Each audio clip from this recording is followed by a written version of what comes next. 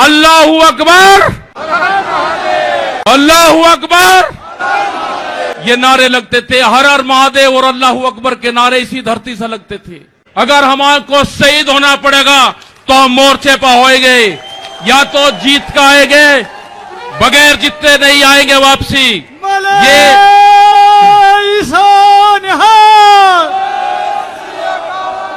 इस तरह की अगर सरकारें देश में होंगी तो ये दंगे करवाने का काम करेगी।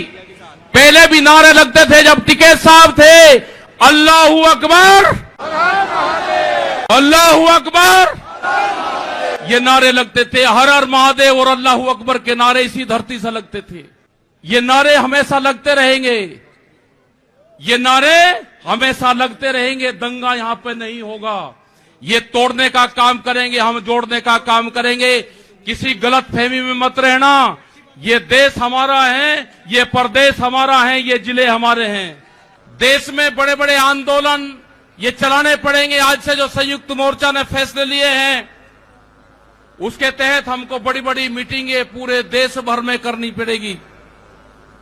अब ये मिशन खाली मिशन उत्तर प्रदेश और ये नहीं उत्तराखंड, मिशन होगा संयुक्त मोर्चे का देश बचाने का। ये देश बचेगा, ये संविधान बचेगा। आज लड़ाई उस मुकाम पर आ गई कि देश के जो नौजवान हैं, जो 14 करोड़ लोग जो बेरोजगार हमारे साथी, हमारे बच्चे हुए हैं, ये आंदोलन उनके कंधों पे है। जिस तरह से एक चीज बेची जा रही है, 3 कानून भी उसी का ही एक हिस्सा है।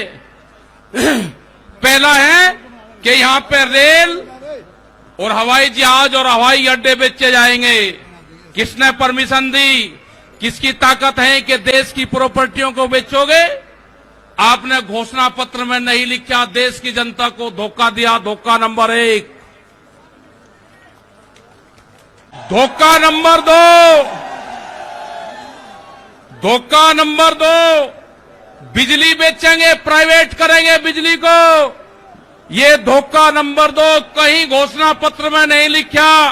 जब वोट मांगी नहीं कहा कि बिजली भी बेचेंगे। ये सड़क बेचेंगे, पूरी सड़कों पर टैक्स लगेगा और एनएच के आसपास 500 मीटर तक अपनी कोई चाय की दुकान और गुमटी भी नहीं लगा सकता। अगर किसी ने चाय का खोखा रखा तो वह जमीन उसकी गांव समाज में निहित होगी। ये सड़कों को बेचने का काम करेंगे। ये देख लेना क्या क्या चीज बिक्री है। ये सेल फॉर इंडिया का बोर्ड देश में लग चुका है।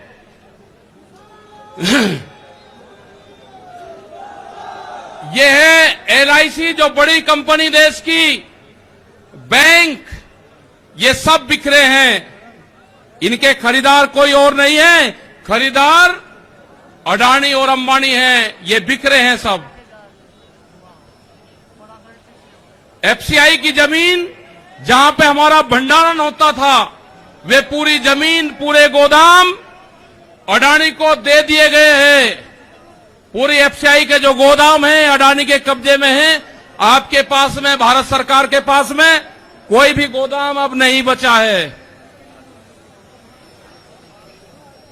देश के बंदरगाह, पूरा जो समुद्र के तट थे 100 किलोमीटर तक एक कंपनी को बेच दिए।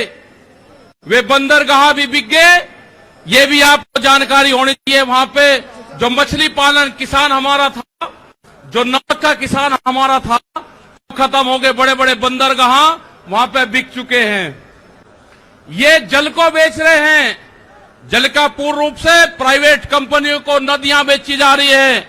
जो नदियां, जो जल हमारी जीवन रेखा होती थी, उनको बेचने का काम पूरे देश में करा जा रहा है।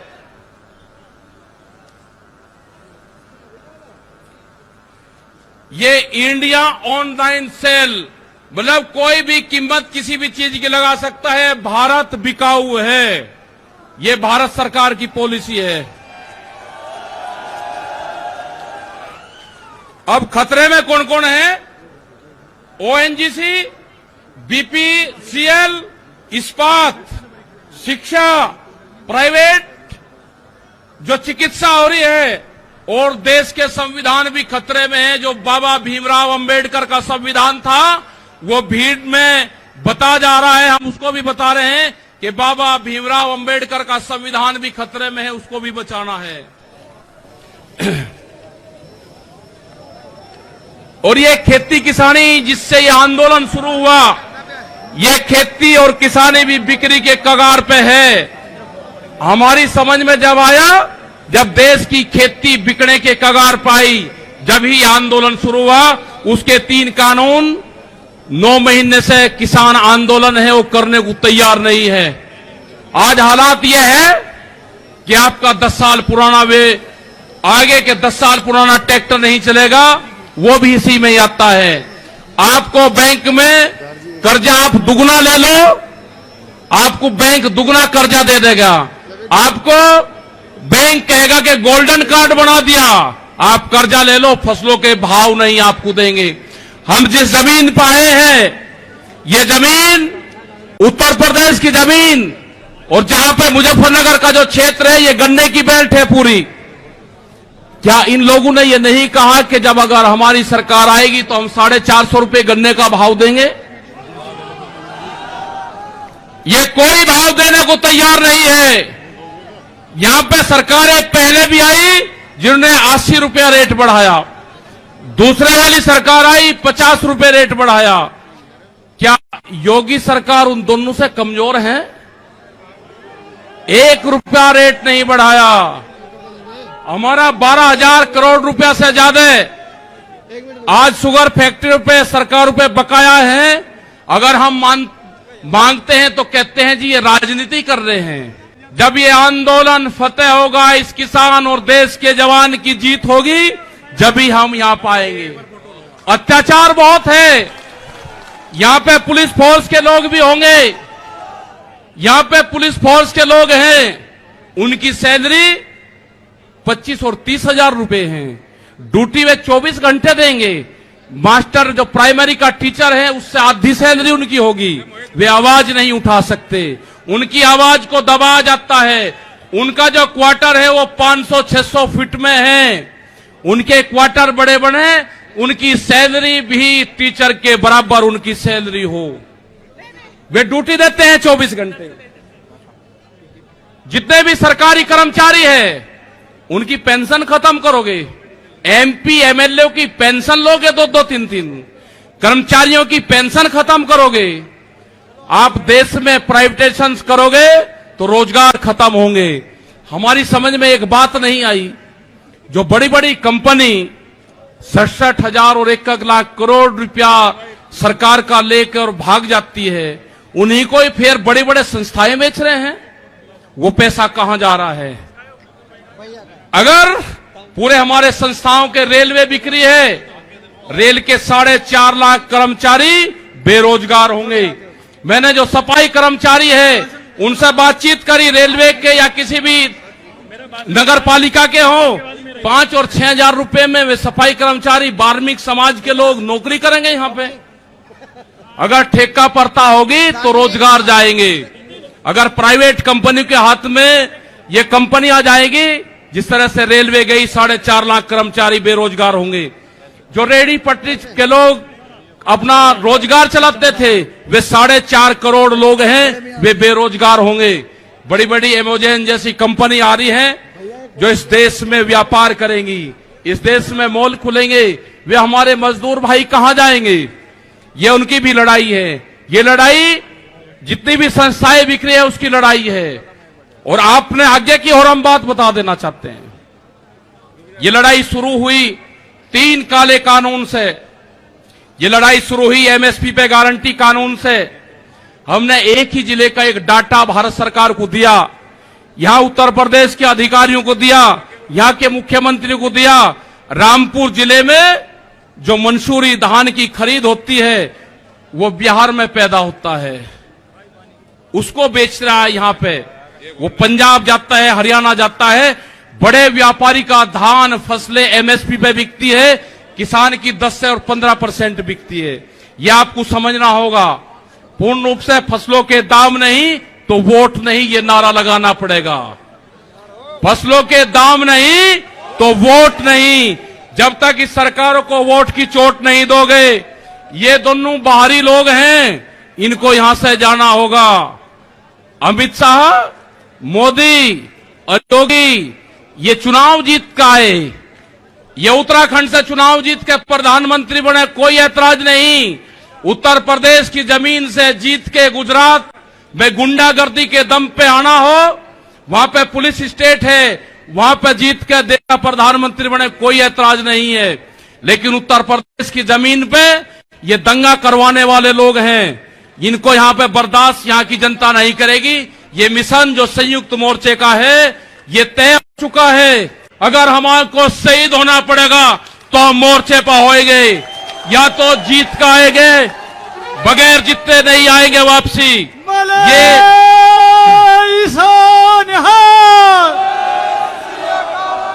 इस तरह की अगर सरकारें देश में होंगी तो ये दंगे करवाने का काम करेगी। पहले भी नारे लगते थे जब टिकैत साहब थे, अल्लाहू अकबर, अल्लाहू अकबर, ये नारे लगते थे। हर हर महादेव और अल्लाहू अकबर के नारे इसी धरती से लगते थे। ये नारे हमेशा लगते रहेंगे, ये नारे हमेशा लगते रहेंगे। दंगा यहां पे नहीं होगा। ये तोड़ने का काम करेंगे, हम जोड़ने का काम करेंगे। किसी गलत फहमी में मत रहना। ये देश हमारा है, ये प्रदेश हमारा है, ये जिले हमारे हैं। आप तैयार रहना। ये कहते हैं कि लाल किले पे किसान गया, अगर लाल किले पे नहीं, किसान तो अगर जाता तो पार्लियामेंट पे जाता जहां पे कानून बने हैं। लाल किले पे धोखे से लेके गए हैं आप हमको, हमारे लोग नहीं गए, धोखे से लेकर आप लोग गए हैं। क्या कोई देश की एजेंसी है कि जो उसको जांच कर दे? क्योंकि कोई एजेंसी बोलने को तैयार नहीं है। पूरे देश पे इनका कब्जा हो चुका है, पूरी एजेंसियों पे। देश में कैमरा और कलम पे बंदूक का पहरा है। कैमरा और कलम पे किसी प्रेस की हिम्मत नहीं कि वो किसान के पक्ष में दिखा दे। निगेटिव दिखाते हैं बहुत प्रेस के लोग। तो इन सब लोगों को आपको ध्यान रखना है। ये आंदोलन जारी रहेगा। वो 28 तारीख की जो काली रात है उसको आप याद करते रहना। हम वहां से हटेंगे नहीं, किसी भी कीमत पर वहां से जाएंगे नहीं। देश के नौजवानों का रोजगार का सवाल है। 450 रुपया क्विंटल गन्ने का इन्होंने भाव की बात करी थी, वो चाहिए हमको। हमको फसलों पे एमएसपी की गारंटी चाहिए। प्रधानमंत्री ने कहा कि 2022 में फसलों के रेट दुगने होंगे, आमदनी दुगनी होगी। 3 महीने की बात रहेगी है। 1 जनवरी से बिकने वाली फसलें दुगने रेट पे बेचेंगे। ये प्रचार हम करेंगे। हम जाएंगे देश की जनता के बीच में, पूरे देश में संयुक्त मोर्चा आंदोलन करेगा। और हमने बार बार कहा कि हमारे पंच भी यही है और हमारा मंच भी वही है। आपने बात सुनी, ये 20 लाख से ज्यादा लोग मुजफ्फरनगर की जमीन पाए। इन सब का बहुत बहुत धन्यवाद, सभी वॉलंटियरों का धन्यवाद। अभी हमारे कुछ लीडर रह रहे हैं, आप उनकी बात सुनोगे। धन्यवाद। जय हिंद, जय भारत। वाहे गुरु जी का खालसा, वाहे गुरु जी की फतेह।